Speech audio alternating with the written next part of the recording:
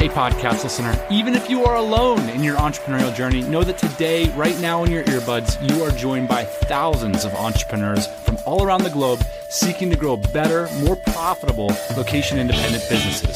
If you'd like to learn more about what we do and download our entire back catalog, check out tropicalmba.com.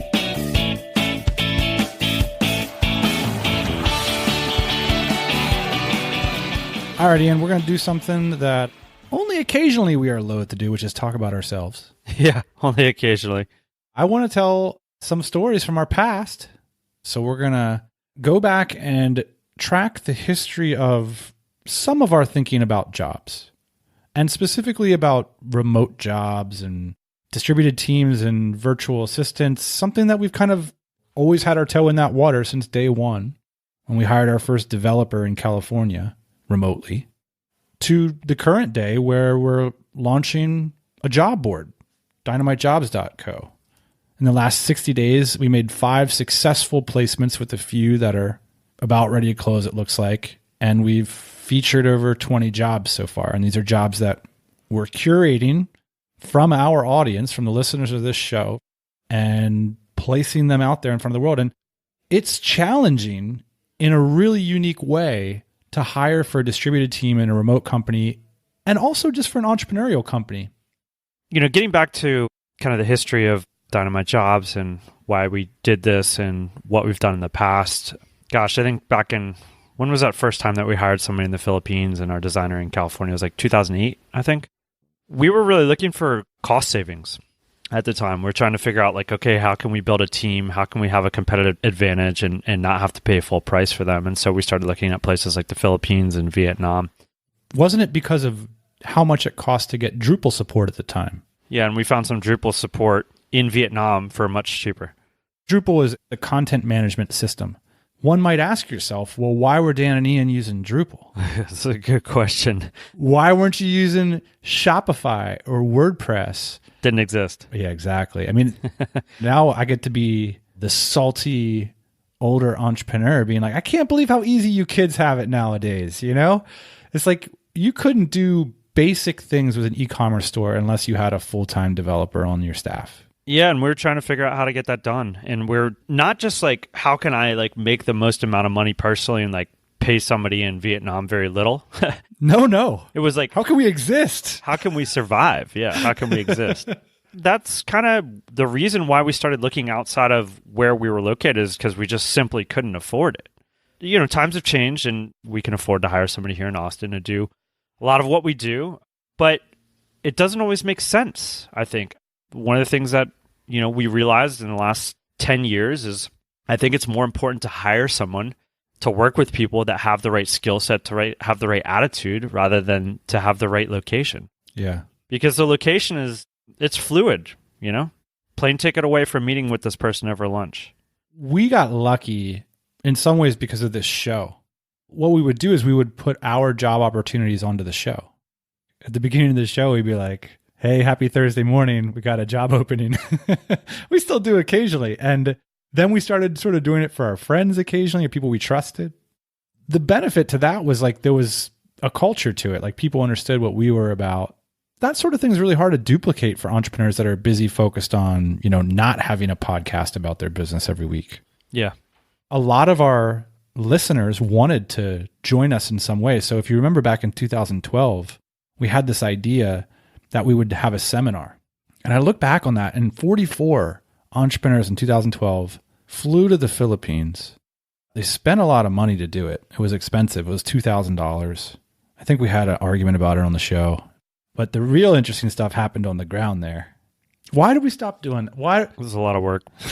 A lot of work, and I don't know how much value we provided people. But the thing that I remember about these seminars the most is actually the people that were there and the people that are still part of the community.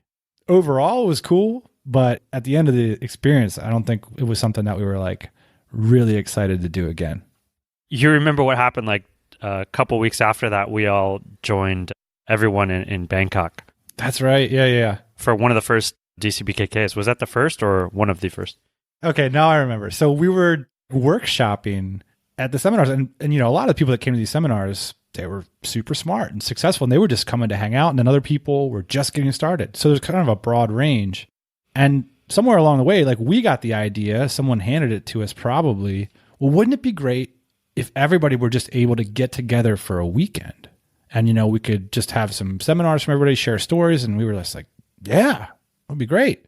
So one of these nights we put up this sales letter and 85 people sign up. And we were like, okay, that's cool. We'll all go to Bangkok and hang out. And I remember the difference in feedback between the two things. We had basically spent our entire summer on those seminars, which, I'll never forget. But we spent like one weekend on this event. And with the seminars, people were like, it was such a contact sport in so many ways, like, I remember somebody saying, well, you said there would be healthy food here, but I don't consider that particular food to be healthy. And there would be people who like decided on day number 10 that they didn't want to be an entrepreneur. Like, that happened with one person. I think the overall feedback was like, this was interesting, guys, or this was cool, or I got a lot out of it. Or some people said it changed my life. Some people said, you guys are jerks. I don't like this. And then with the event, everybody was like, this weekend totally changed my life. 2 weeks of serving food that in our sales letter we said was healthy, and then they got there and it wasn't healthy. Or you throw an event and everybody was happy. And it was like, oh, well, most of the people were happy. It was kind of crazy. I mean, I think the reality is whenever you create a new product, one of the most important things is setting the expectations. Even with physical goods, that's important, but those expectations are often set by the marketplace, so people know what a good tennis shoe is supposed to be like. And if you ship them some kind of piece of crap for the same price, but in the case of internet marketplaces, which are emergent, we ourselves, we had no idea what this should be or what it was going to be. And so in some ways we didn't set expectations as good as we could have because we didn't really know what to expect. The reason I bring this story up is not only just to reminisce a little bit with you about that, the summer of 2012, but also to consider that like the problems that we were trying to solve there and with our apprentices that we were creating on our blog and podcast, they're sort of the same problem in many ways. How can people take a step forward on their entrepreneurial journey? How can they find people worth doing that journey with? How can they build their skill sets and join a great team or lead one? It's just in the end, it doesn't feel like that's the way we want to solve that problem right now. So that's why I bring up both the conference and the seminars. We tried to solve this problem we've been doing with all these apprentices. So in terms of numbers, we've, I think, put 20 job ads on TMBA over the year that were essentially one way or another working with us or someone very close to us. So then we put up a real job board called Tropical Workforce. Do you remember this? I know you remember it because you probably wrote the check. I do, yeah. What's your memory of that site? I remember there was a couple people that like came out of the woodwork and had really great success with it. Clay Collins was one of these people. I think he found his co-founder on that site. That was a story we told on this show. We'll link up to that episode. So there was some great success, and then there was a bunch of people that weren't so serious about business or whatnot. And I don't know, I kind of remember it being a little bit polluted. I think we had a quality control issue. And I also think we had an educational issue because, I don't know, even nowadays, it's not entirely clear what an internet business is supposed to be or a distributed team is supposed to be. But at the time, we were talking about this concept of apprentice. Going back to these earlier products, the reality is that a vast majority of people listening to this show are looking for ways that they can advance their careers, not for how they can start a business or grow a business, because those things are rarer, generally speaking. So when people would come to me and say, hey, like my business isn't up and running yet, or I'm thinking about starting a business, or I've had a couple failures and I want to get back on the right track, what should I do? Our answer was always go get an apprenticeship. Then people would say, well, how do you do that? And so we thought, well, Tropical Workforce would be a place you could do that. Your polluted comment comes from the fact that I think some people wanted to take advantage of that naivete and say, oh, great. Oh, I don't have to pay these people, very much or next to nothing. And they can learn, quote, learn from me. The more I'm thinking about it, the more I'm kind of remembering. Some of it is, you and I have both had really great experiences with mentors, and it's very hard. I think it's one of the hardest things to do to like train people how to be a good mentor or a mentee. It's just one of those skills that I developed it out of like necessity. Like I had to know how other people were living their lives. Like I would look at someone and I would say like, I want to live that life. And I'd say like, okay, I'm going to do anything and everything it takes to like be close to them and learn how to do that and whatnot. And for me, that like turned out to be like working for them for free or cheap or whatever. But that was like a means for me trading my time to get to know them. It's very hard to teach people how to do that. But we had an idea like, you know, this is how you like level up and this is how you get to know people like that. And so we tried to kind of productize it. I just wanted to run this theory by you about mentors. And I have a theory about why certain people can't get them and why that's a problem. I honestly think that if you can't identify and build yourself into a mentorship type of relationship with someone older and more experienced than you, that you may have, how do I put this? You may have some kind of arrested development, or I'll just say it like some kind of like psychological social problem that might be at the core of that. And addressing that head on might be like the biggest upside possibility in your career. And I think like this is exactly what we found with that product with Tropical Workforce and like pushing this idea of like mentorship is that if you're not emotionally ready or if you're not like developmentally ready to like take on that challenge and to be in that position, then there's not going to be like a product, a course, or like a conversation that's going to help you with that. I think that's a big reason why that Tropical Workforce and why the apprenticeship model didn't work out so well for us. In some ways, like trying to make it easier misses the point. Like it ought to be tough. There are some things that only work because they're hard. And so starting a facilitation business in that space didn't work for us. Which, you know, you wouldn't think so. I'd put like dating in that category. Just like put down some facts about yourself in a photo and like you're bound to find love. And that's like kind of the same idea as like the mentorship thing. But you're saying that doesn't work? It actually seems to work for some people. But anyways, it didn't turn out to be a great product. You know, what happened after the Tropical Workforce was kind of, we decided to focus on different types of relationships. This was around the same time that we had started the Dynamite Circle. I think we had actually started the DC a little bit earlier. So we started to facilitate these conferences and these relationships with other business owners. Well, and these things happened organically and sufficiently inside the community. That's how I saw it. I mean, there's so many times that people had partnerships or they hired somebody out of the DC, because that can happen if your business is on the rocks, you're having a tough time, or maybe it's just not satisfying or at a scale. I've seen people, you know, hire their CEO out of the DC, or people develop a friendship and then an opportunity comes from that. So it felt to me that all the work we were trying to do with Tropical Workforce was essentially getting done informally inside the community. Do you have a profitable Facebook ads campaign? What happens when you try to increase the budget? Your return on investment drops dramatically, right? That's because scaling Facebook ads is the hardest part of the game, but it's also the most profitable. Unfortunately, it's not as easy as just doubling your budget and watching your profits double. It's a lot of hard, strategic work, and frankly, it's a full-time job. Today's sponsor, Growth Ninja, is a performance-based Facebook ads agency that specializes in scaling campaigns, helping them go from $500 per day in spend to $5,000 per day while maintaining and improving your ROI. If you want to scale your campaigns dramatically while keeping your return on investment consistent and growing, go check out growthninja.com today and let them know the TMBA podcast sent you. I want to tell a short story, Dan, and you've probably heard this, but when I moved to San Diego fresh out of college, I had a degree in industrial design. What is that? It's the design of physical products, so how they look. I remember like my computer, I had like a desktop computer and it was like on the ground, like on the floor, literally on the floor in my apartment because I didn't have any furniture. I was like searching for jobs every day online, like on Craigslist and like whatever else was around at the time. I remember identifying like 2 firms in San Diego that did like quote industrial design, like they were design houses. I emailed them, I did everything, like not hiring me.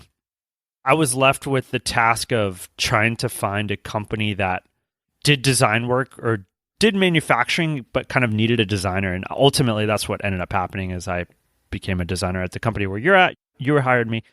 But I remember being like inches away from moving to Los Angeles because that's where like all the quote design jobs were. And this was like in 2006, I guess.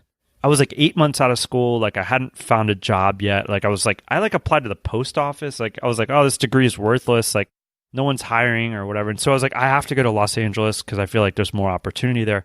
And it's all to say, like, I feel like things have changed so much since then. Like if I was in that situation now, well, it's like the world is my oyster. I remember that sense of desperation back in those days. I had the same. You're tied to a hour and a half geographical boundary around you, assuming your car was reliable enough to go an hour and a half every day. And it just didn't feel like there was a lot of opportunities. Especially geographically. I was like, what a mistake I felt I had made by like moving to this place where there was no jobs that I could apply for and work at. And now I feel like it's so much different in that, like, well, you have the internet. The second thing that's happened that is just like a little bit comical to me is like people trust that other people are working when they say they're working from home. For like 10 years, it was like this big joke. It must change the way that businesses frame up their jobs, right? Because now all of a sudden you have to focus on building a job that's on a revenue center. You can't just have office space middle managers sitting at random houses around the US or whatever. Yeah. Even thinking about your situation, now expand that out, across the globe to people that want to be in a location or a place or a home for a variety of reasons and have an incredible skill set. It's an absolute revolution that you can go out and get trained, experienced professionals, to work part-time or to work at a great discount to what they would have to live in a metropolitan area. The first thing that jumped into my head about the shame of you having to move to Los Angeles is the cost. My God, like that would put you back months to move up to Los Angeles, not even accounting for the time you'd spend finding a place to stay up there. You look at the cost of San Francisco now, and I'm going to say this because I think it's going to be historically funny someday to listen back to this, at least for myself. I just saw a single-family home sell for $2 million in San Francisco. Now, if you're a couple working at Google, each making $300,000 a year, like you might not be able to swing that. There's a housing crisis there, and I think that there will continue to be a housing crisis there. And places are becoming less affordable, even places like Austin, where, all these companies are moving to. The housing prices are going up and everything else. Right, yeah. That's that old model. Even the technology companies are just relocating geographically. I think when I looked at the remote jobs trend early, it was largely technical people. Like they were on this very early in the game because it's legible what they're doing. It's results focused. It's really clear what it means to be a Drupal developer, for example, or somebody who works for WordPress and, plugs code into the back end. But now what we're seeing is like that heightened level of understanding happening with operations, marketing, customer service and stuff like that, which is largely the skill sets of our business. Like we're more like, the business side of the aisle. Of course, technical people come to the events and stuff, but the vast majority of people that listen to TMBA are owners of businesses or they're marketers or they're salespeople or they're operations people. And so that's really what we wanted to do with this new product is do something that's not focused on finding remote tech developers, but actually building out your team of remote professionals. We'll see. We'll see how it goes. We'll see how it goes. But one of the reasons, and this will change because we're very much in the iterative process, I was telling Jessica, who works with us and is largely championing this product with us, that let's imagine this week we've placed a few people in jobs. We have some new people on the board. We feel like we know a lot. Next week, we're not going to know shit. And the week after that, we're going to know a lot. And the next week, we're not going to know shit. So one of the things that you brought up is technical work. We haven't started to post like technical jobs on the site yet, like developers and things like that, because I largely feel like that's kind of sorted on the internet, or at least there's like a place where these people exist and communicate with each other. But what I don't see a lot of, and part of the reason why we started this and part of the reason I think why we're having some early success is because there isn't a place for marketers, there isn't a place for salespeople, there isn't a place for operations managers. So much as that, like understanding the culture of this remote working arrangement, 100%. So is Dynamite Jobs going to become the butt of a joke on this podcast on a long, rambly, story-based podcast in 4 years on this show? We'll see. But I'll tell you this. We're spending a ton of time and resources on this site. So, I appreciate everybody's feedback. Go over to Dynamite Jobs. Let us know what you think. Post a job. Yeah. Apply for a job. Curious to know about the process from a user's perspective. Yeah, and I'll tell you, part of the reason I don't mind talking about this project that we're working on the show, because one of the biggest critiques that we've received over the years here is from the half of the audience that doesn't yet have businesses but wants to have them one day. And they'll often say things like, well, it kind of sucks that you guys reserve the DC for entrepreneurs, or a lot of the products you do for entrepreneurs. This is an example, I think, of something that we think is really valuable to that other part of the audience, which is my advice. And I'll chuck out this word apprentice and instead say something I think is generally useful to people that want to be entrepreneurs one day is go work for a company that you can be a direct report to the CEO. And if it's not the CEO, it's somebody that is a difference maker in the business, because that's how you learn. You put your hands on the controls and you learn the know-how of what it means to be an entrepreneur. I think that's an invaluable experience. That's both how we cut our teeth, Ian, and Dynamite Jobs provides those opportunities. So go there, subscribe. It's 100% free. Send you an email every Monday morning with these opportunities that we're cooking up. Yeah, that's certainly one of the things that we've appreciated the most is being able to work directly for a CEO hire. I am curious, that's one of our working assumptions, is that those are the kinds of jobs that we're going to provide there. But those aren't the only kinds of jobs that we're providing there.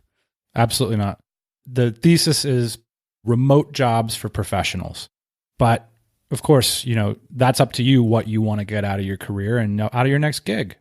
Maybe you want to have a family and you just want like a solid job that you can do from home. Or maybe you and your partner have always wanted to live abroad for a year and you could do that. You could put your career aside for a couple years and you could go get a great job and work from abroad and maybe take your career in some unexpected places. Honestly, that was such an important passion of mine. I remember on like all of my Dreamline documents and all of my dreams was like, I just want to live abroad somewhere, because even going to the edges of America, like I grew up in the Northeast. I went to school in the Southeast, and then I moved to the West Coast where I met you. America is pretty similar everywhere. I'm just going to say that relative to a lot of countries, it's actually more consistent than either the news media or the travel guides would have you know. Yeah, absolutely. I just had this consuming passion that I just wanted to see how different people lived and I wanted to live with them. And to me, it was kind of crazy that it kind of, on the one hand, it doesn't seem like a big ask, like just go live somewhere for a year. But at the time it felt monumental, because I felt like I'd essentially have to throw my whole life away in order to get that. And certainly any career momentum or cachet or respect that I had built up, like all that was going to get chucked out the back door. That's the other promise of these sorts of remote gigs, is that they add an important lifestyle component that just was not available for a lot of careers that I certainly grew up understanding and knowing about. Yeah. Cool. Well, there you go. There it is. We're going to be back next Thursday morning, as always. Thanks for joining me, boss man. See you then. Hey, thanks for listening to the Tropical MBA podcast. You can go to tropicalmba.com, get access to hundreds of back episodes and all kinds of other goodies. Load up your iPod. That is the cheapest way to fly business class on your next international flight. We will see you next Thursday morning, 8 a.m. Eastern Standard Time.